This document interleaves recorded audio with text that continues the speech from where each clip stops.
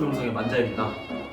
오늘은 여러분들께 도시재생이라는 주제로 한번 이야기를 해볼까 하는데, 제가 도시재생에 관해서 지식이 좀 한계적이다 보니까 그 부분에 대해서 잘 알고 제 친구를 데리고 왔는데, 한번 자기 소개해 주시죠. 네, 안녕하세요. 저는 안동시 도시재생지원센터에서 인턴으로 근무하고 있는 이영훈이라고 합니다. 반갑습니다. 뭐 요즘 이제 도시재생센터에서 인턴 하신다고 좀 바쁘다고 들었는데, 네, 뭐 회사 생활은 하실만 하나요? 네, 뭐 회사 분들도 다들 착하시고 무엇보다 보람찬 일을 하다 보니까 좀 저도 뿌듯하게 그리고 의미 있게 일을 하고 있는 것 같습니다. 이제 도시재생이라는 것을 주제로 저희가 이야기를 해볼까 하는데, 제가 알고 있는 도시재생이라는 것은 약간의 낙후된 도시를 다시 이제 재생 뜻으로 알고 있는데, 혹시 정확하게 도시재생이라는 게 어떤 거죠? 이제 저희가 살고 있는 모든 도시들은 다양한 이유로 인해서 쇠퇴를 합니다. 저희 도시재생지원센터는 이런 다양한 이유로 쇠퇴하는 도시들의 문화적, 물리적, 사회적, 환경적으로 재활성화시키는 일을 하고 있습니다. 그렇다면 아무래도 이제 도시뿐만 아니라 여러 도시들이 이제 재개발을 많이 하잖아요. 그렇죠. 그래서 우리 안동 같은 경우는 이제 신도청 같은 경우가 이제 새로운 신시가지라고 할 수 있고, 이제 지금 도시재생 사업을 진행하고 계시는 용상동, 그다음에 태화동 이런 경우 같은 경우는 이제 옛날. 말씀하셨다시피 사실 옥동이나 정화동 같은 신시가지가 개발됨에 따라 이제 구도심인 중구동, 용상동 같은 데는 인구가 상대적으로 줄고 있거든요. 인구가 준다는 거는 그만큼 이제 산업적으로도 쇠퇴를 하고 있다는 뜻이고, 그러면은 도시가 자연스럽게 이렇게 쇠퇴를 하기 때문에 저희 도시재생지원센터는 이러한 쇠퇴도 조사를 통해 쇠퇴도가 높은 지역을 중심으로 재활성화시키는 일을 하고 있습니다.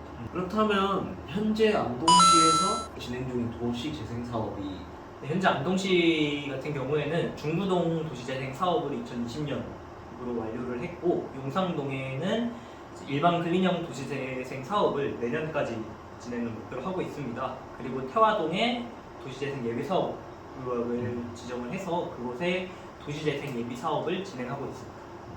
그럼 방금 말씀하신 것과 같이 용상동에서도 현재 도시재생 사업이 진행되고 있다 하셨는데, 용상동에 한번 놀러 갔었는데 네. 무슨 축제도 하고 있고, 그다음에 음. 제가 알던 도로랑 좀 많이 다르더라고요. 그렇죠. 그거에 관해서 설명을 좀 해주실 수 있나요? 일단 도시재생 사업이라는 게 추상적일 수도 있지만 하드웨어 사업하고 소프트웨어 사업으로 크게 두 가지로 구분이 됩니다. 하드웨어 사업은 이제 익히 아시다시피 건물의 무너진 담벼락을 다시 세운다던가 지붕을 고친다던가 아니면 빈집을 허물고 새로 짓는다던가 도로를 포장한다던가 등의 일이 있고, 소프트웨어 사업은 이제 주민 역량 강화라고 해서 주민분들께 다양한 이제 직업적 교육도 시켜드리고 취미 활동으로 하실 수 있는 교육을 제공하는 것을 말하고, 방금 말씀하신 그런 축제 같은 것도 일종의 소프트웨어 사업인데 주민분들이 주도를 하셔서 그쪽의 상권을 되살려보자 라는 의미로 이제 축제를 기획 단계에서 마무리 단계까지 함께한 그런 축제 사업이 있습니다.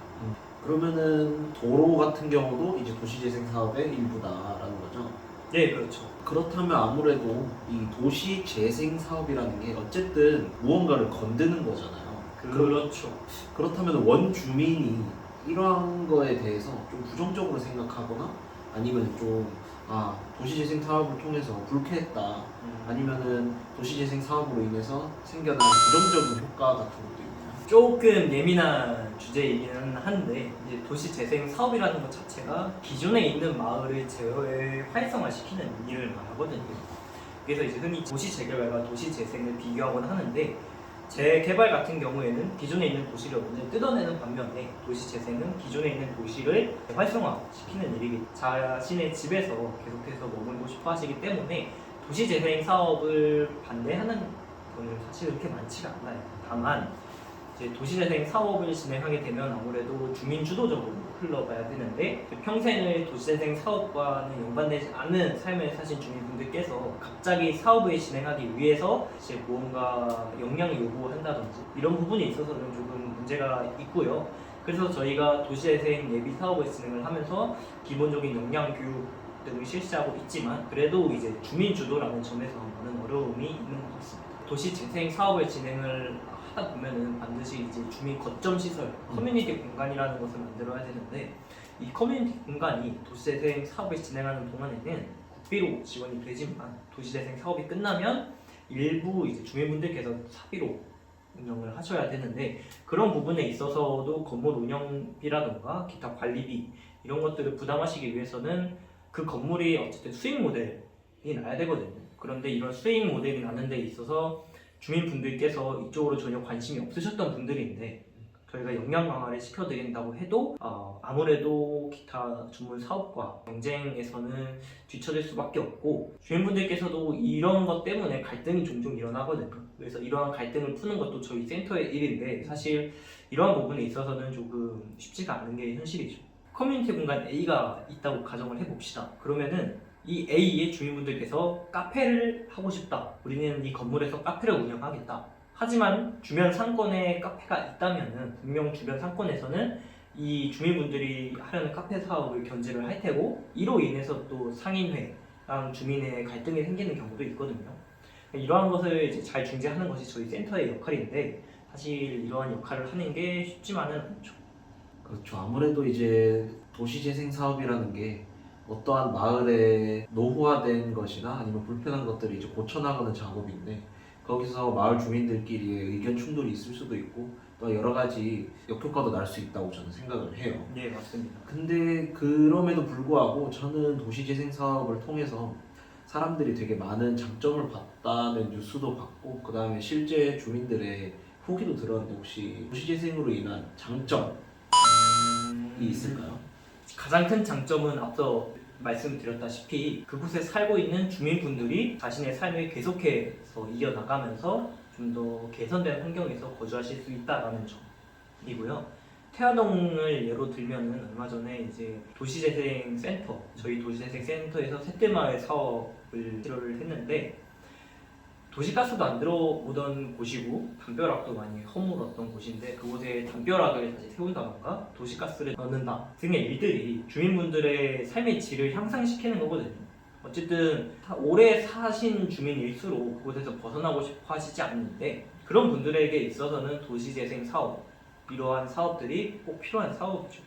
그리고 사실 저희가 사업을 진행하는 곳은 대부분 세태도가 높은 지역입니다. 세태도가 높은 지역은 이제 고령화가 상당히 진행이 된 곳이고 그 다음에 노후 건축물도 많은 곳이고 경제나 사업체 수도 많이 감소한 곳인데 그런 곳에 어르신 분들 중에 일부는 글씨를 못 쓰는 분들도 계시고 자신의 취미가 없이 평생을 사신 분들도 계셔요. 이런 하드웨어 사업뿐만 아니라 소프트웨어 사업, 역량 강화 수업을 통해 그분들에게 새로운 취미도 제공해드리고 이 커뮤니티 공간을 만듦으로써 그분들이 모일 수 있는 공간을 만들어 드리니까 지금 그분들께서 이제 좀 외롭지 않은 인생을 사실 수도 있고요. 제가 최근에 들었던 말 중에 감명 깊었던 게 외로운 젊음 행복한 노후라는 말이었거든요.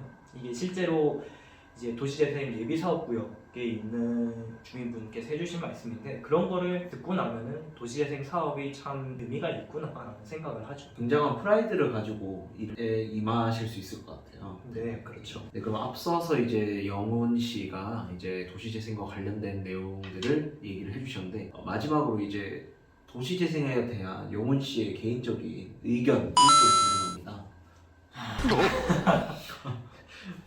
사실 도시 재개발이 맞냐 도시 재생이 맞냐라는 문제로 사람들이 많이 싸워요. 그리고 도시 재생 사업 자체가 실패한 사례도 굉장히 많고 솔직히 말해서 욕을 많이 먹는 사업이기도 해요. 하지만은 도시 재생 사업은 꼭 필요하다고 생각을 하거든요. 재개발은 어쨌든 투자의 목적이 있기 때문에 그런 투자가 될 만한 투자성을 띠는 장소를 주로 재개발을 하고 도시재생이 필요한 곳 같은 경우에는 재개발이 들어올 수 없는 달동네나 낙후된 지역을 중심으로 하기 때문에 이러한 곳에서도 사람은 살기 마련이니까 이분들의 삶을 좀 책임지고 그리고 그곳에서 이어나갈 수 있게 하는 사업이 도시재생 사업이라고 생각을 해요. 저는 그래서 그곳 주민의 삶까지 책임지는 사업이다 보니까 저는 도시재생 사업이 어렵고 힘들고 좀 부정적인 인식도 있지만 그럼에도 여태까지의 문제점들을 계속해서 좀 수정해 나가면서 보완해 나가면서 해야 할 필요가 있다라고 생각을 합니다. 이때까지 도시재생과 관련된 내용들을 깔끔하게 정리해 주신 이제 명훈 씨한테 박수를 한번 드리도록 하겠습니다. 네, 여러분 잘 들으셨나요? 그렇게 깊은 내용까지는 저희가 말씀을 못 드렸지만 아마 이 영상을 시청하신 분들이 도시재생이 이런 것이다라는 전반적인 개요에 대해서 오늘 영상에서 설명을 드렸고 네, 다음 영상에서는 더 좋은 내용으로 찾아뵙도록 하겠습니다. 지금까지 왓썹 영상의 만재였습니다. 감사합니다.